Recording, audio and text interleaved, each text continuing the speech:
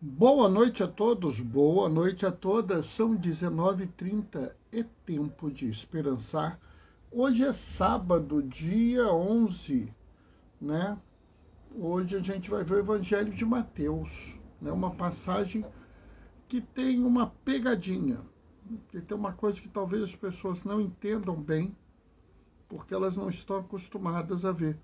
Ô, Rosângela, tudo bem? Paz e bem, que bom te ver aqui na live. Que bom te ver. Hoje tem uma pegadinha na passagem do Evangelho, sabe, Rosângela? É uma pegadinha aí para a gente ficar sabendo das coisas, né? Então, você vai ficar sabendo da pegadinha que tem hoje, né? Ah, Bernardo, mas qual é a pegadinha? Você só vai saber daqui a pouco, quando você ver a live, né? Enquanto isso, eu estou organizando as coisas, sabe que eu faço duas coisas ao mesmo tempo, né? Eu estou aqui chamando a leitura, né? Que a gente vai fazer, porque eu pego a leitura de dentro da internet mesmo, que aí eu não tenho que imprimir, né? Então vamos ver se eu consigo aí que tudo funcione direitinho, né? Então temos que esperar só um pouquinho, né? Vamos ver aí.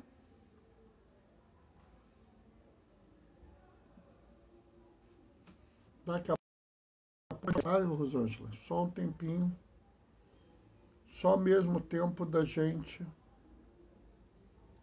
fazer a nossa reflexão aqui, preparar aqui, ó, tá? Já até achei a leitura aqui, ó, tá? Só mais um pouquinho. E aí, Rosângela, tudo bem contigo?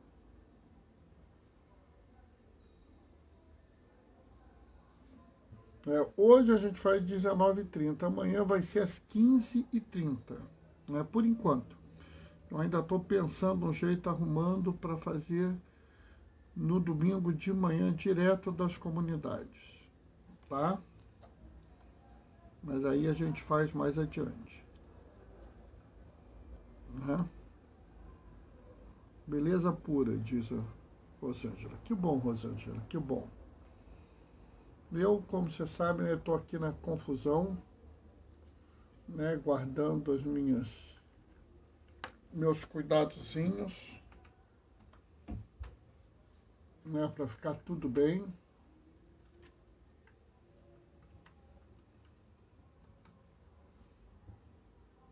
Né?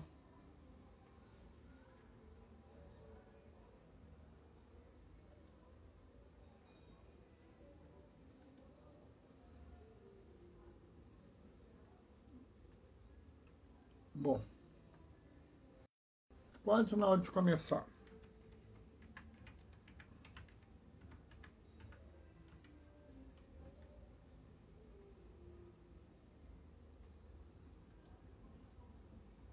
Né?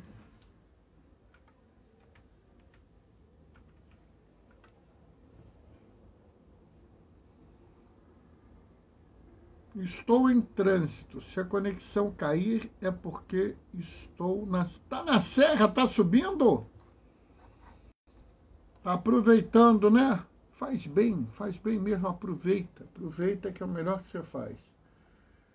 Né? Tá quase na hora da gente começar, tá?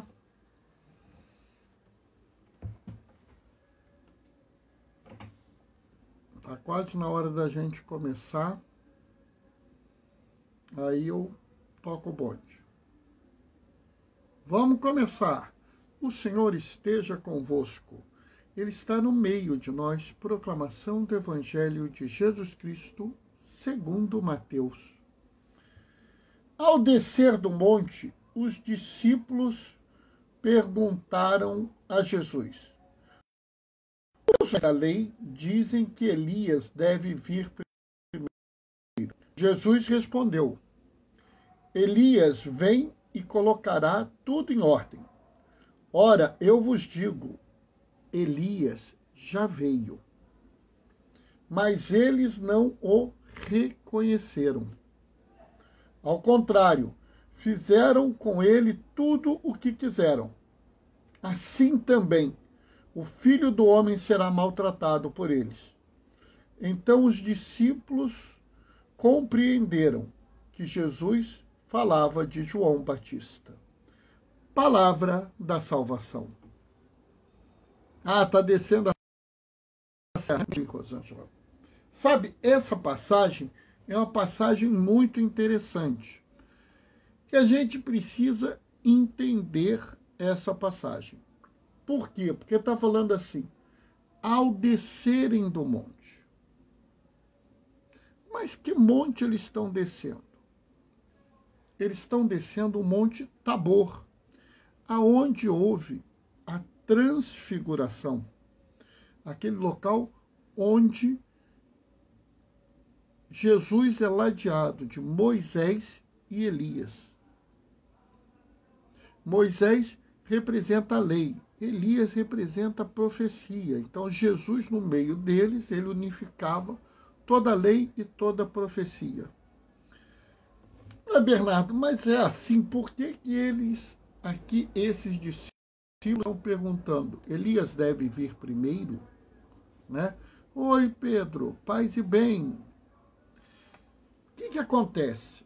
Aqui a gente tem que prestar atenção para a gente não cair na armadilha. Jesus está descendo do Monte Tabor. Mas só 3 discípulos viram a transfiguração. Pedro, Tiago e João. Todos os outros discípulos, observa que Mateus fala discípulo e não apóstolos, ou seja, não são só os 12. Todos os outros discípulos não viram a transfiguração. E os 3 que viram, Jesus pediu o segredo. Então, eles não sabem dessa realidade. E por que essa coisa de Elias?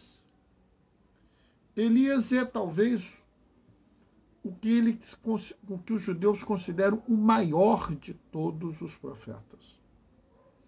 Então, de certa forma, havia uma crença que Elias viria antes do Messias, que Elias poria em ordem tudo que o Messias, preparando-me para a chegada do Messias. Mais ou menos o que Isaías fala, né? Há uma voz que clama no deserto, preparai os caminhos do Senhor. Né? Sabe, essa voz, né, que clama no deserto, para eles era Elias. Então, os fariseus falam, cadê Elias? Ele deve pôr em ordem. E aí Jesus vira e fala assim, mas Elias já veio. Quando ele faz isso, ele coloca 2 coisas ao mesmo tempo muito importantes. Primeiro, Elias já veio, quem vem agora é o Messias, ou seja, eu sou o Messias. E aqueles que assistiram à transfiguração não têm dúvida disso, porque eles viram a lei e os profetas ladeando a Jesus. Mas aqueles que não viram, ao ouvirem isso, dirão, como assim já veio Elias? Veio. Existe uma voz que clamou do deserto, que é a voz da profecia, que é a voz de João Batista. E isso, para o judeu, porque Mateus escreve para o judeu isso é muito claro. O judeu olha e entende isso muito melhor que nós. E ao entender isso, ele fala, opa, esse homem está falando. João Batista é um profeta, Elias era um profeta. Então isso faz sentido. E ao falar que Elias era um profeta, e que isso fazia sentido, ele está dizendo o quê? Ele está dizendo claramente a seguinte coisa: vocês estão na plenitude dos tempos. Vocês chegaram no momento que milhares de justos quiseram viver. Vocês viveram diante do momento mais sublime da história da humanidade. Vocês estão diante do Messias. Só que ele faz uma observação que nos chama a atenção. Ele fala assim: Horas eu vos digo, Elias já veio, mas eles não o reconheceram. Ao contrário, fizeram com ele tudo o que quiseram.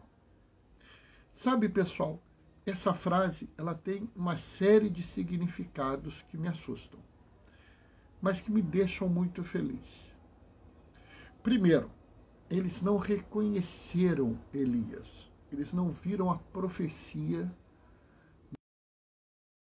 né, a força profética de Elias que João Batista tinha. Porque eu falo e vou continuar repetindo, profeta não é quem adivinha o futuro. Profeta é o que mostra o que está errado, nos ensina o que é certo e nos chama para sair do errado e ir para o certo. Entendem isso? E dito isso, eu preciso dizer a vocês que é essencial que a gente supere a visão antiga. Que a gente supere aquela visão do profeta falando uma profecia, fazendo uma adivinhação do futuro. Entenda que o profeta existe no seu tempo para ajudar as pessoas do seu tempo. Porque eu falo em profecia na igreja hoje e as pessoas acham que eu estou falando de outra coisa. A profecia hoje na igreja, ela está aqui para dizer o que está errado. O que está errado na sociedade, o que está errado na igreja, o que está errado na comunidade, o que está errado na paróquia. Está errado isso. Então, o Papa Francisco, por exemplo, ele fala, olha, o clericalismo é o mal. E é bonito porque várias e várias entidades da igreja estão dizendo isso. Então, isso é errado, ponto. Qual é o certo? A sinodalidade, né? Vamos rezar pelo grande sambista monarca. Pedro não me fala isso, Pedro, eu ia pedir no final, vou pedir ainda, tá? Monarca merece sim, eu vou pedir no finalzinho. Qual é o problema? É o clericalismo. Qual é a solução? A sinodalidade. Uma igreja sinodal, uma igreja que caminha junto, onde você respeita cada um e cada uma no seu papel, no seu ministério, na sua ação na igreja, mas não dá excessivo valor a ninguém. Como nós vamos fazer isso? Caminhando juntos. Ele nos chama. Entendem isso? Errado é o clericalismo, certo é a sinodalidade. Vamos fazer um sínodo. Vamos nós nos reunirmos em sínodo. Vamos nós estabelecer aqui uma irmandade de homens e mulheres que querem seguir Jesus e que reconhecem a força de cada um e cada uma, que reconhece o papel de cada um e cada uma e que diz a cada um e cada uma: olha, vale a pena. Olha, estamos juntos. Olha, isso faz diferença. Entende? Conseguem pegar a ideia? Bom, dentro dessa lógica, é assustador quando Jesus fala assim: eles não o reconheceram, ao contrário, fizeram com ele tudo o que quiseram. Sabe, isso é aterrador. Porque nós também dá a entender que se os judeus tivessem reconhecido que João Batista era o Elias que voltaria, era o grande profeta, era a força profética do Novo Testamento, não o teriam matado. Eles não o teriam preso. Eles não o teriam decapitado. Sabe, para pensar. Né? Ontem foi o aniversário da Declaração dos Direitos Humanos, e um dos direitos humanos mais básicos é a vida. O outro é a saúde, o outro é a educação, o outro é a alimentação, o outro é a liberdade religiosa. Sabe, a impressão que eu tenho é que você lendo esse texto, você ouve assim, o profeta é incômodo, o profeta nos perturba porque ele mostra o nosso erro. Então vamos matar o profeta, vamos maltratar o profeta, vamos matar o profeta. E eles só não fariam isso com João Batista se tivessem reconhecido a grandeza do homem que ele era. Reconhecido que dos homens nascidos de mulher nenhum era maior que João Batista. Mas olha bem, isso significa que na sociedade existe duas qualidades de vida. A vida que merece ser salva e a vida que merece ser morta. Uma vida poupável e uma vida matável. Não, a nossa sociedade não pode permitir isso. Eu não posso permitir que alguém tenha algo mais importante que a vida. Há algo superior à vida. Há algo que me vale mais do que a vida. Sabe, pessoal, é absolutamente insano isso. Ah, Bernardo, você está dizendo o quê? Estou dizendo que qualquer outro bem frente à vida se anula. E isso é o que nós sempre aprendemos. É isso que todos os nossos irmãos e irmãs que seguem Jesus, mesmo os que não são católicos, falam. Eles todos dizem, nós acreditamos que a vida vem em primeiro lugar. Nós acreditamos que o mais importante é a vida. Nós escolhemos a vida. Sabe, isso é chave para a vida da gente. Isso é essencial para a gente crescer na fé. E, portanto, a gente tem que denunciar isso. Que foi errado o que esses judeus fizeram. E eu quero aqui pedir que a gente tome muito cuidado. Por quê? Porque Jesus era um judeu. Maria era uma judia. Pedro, Paulo, João, Tiago, Barnabé, Judas, Tadeu, Maria Madalena, todos eram judeus. Não vamos não permitir que as pessoas usem o evangelho para falar mal dos irmãos judeus.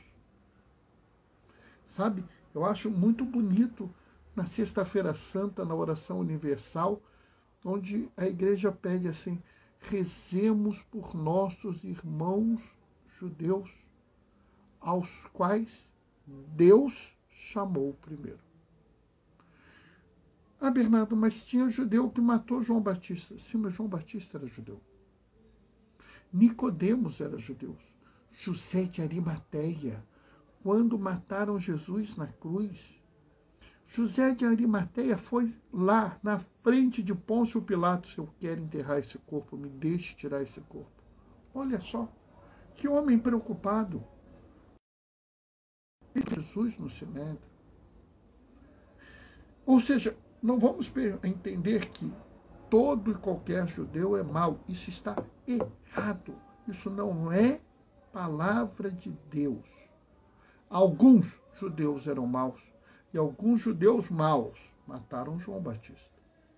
Mas haveria sempre judeus bons que cuidaram e protegeram e seguiram João Batista até que ele virasse e dissesse, André, aquele é o Cordeiro de Deus. Nota? Então, a gente tem que entender que o papel de profeta não é um papel cômodo. Quando a gente diz assim, Elias deve vir primeiro, isso deve ser verdade hoje. Elias deve vir primeiro.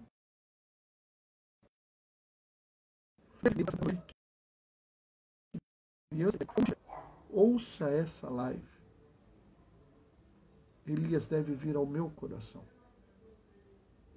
E ele primeiro deve ser aquele que abre os caminhos no meu coração. Ele, junto com João Batista, devem abrir os caminhos no meu coração. Depois que abrir o caminho no meu coração, eu, com minha caminho aberto junto com eles, torno-me Elias da minha comunidade e abro a minha comunidade para Jesus. Não seríamos nada de especial. Não estaríamos fazendo uma atividade fantástica. Apenas estaríamos cumprindo esse papel. O papel do advento. O papel de preparar os caminhos, de abrir,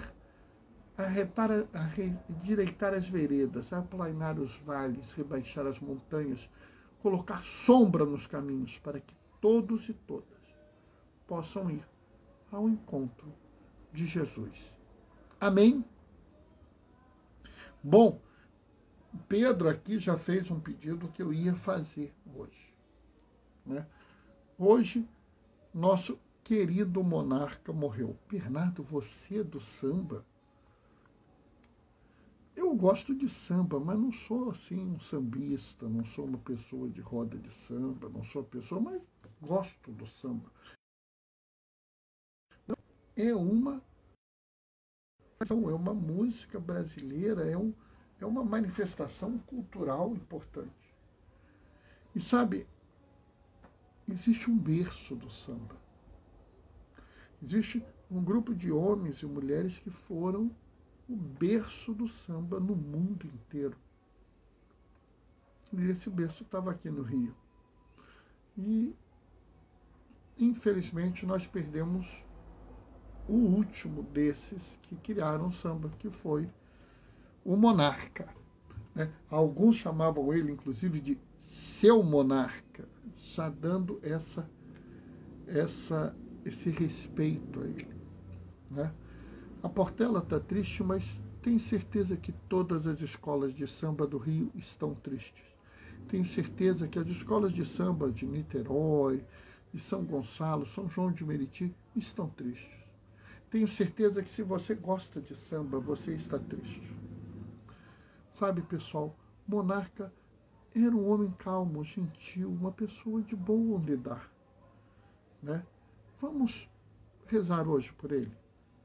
Vamos rezar por ele, por sua família, por todos aqueles que se entristecem com a perda do monarca. Né? Para que a gente possa sempre entender e pedir um pelos outros.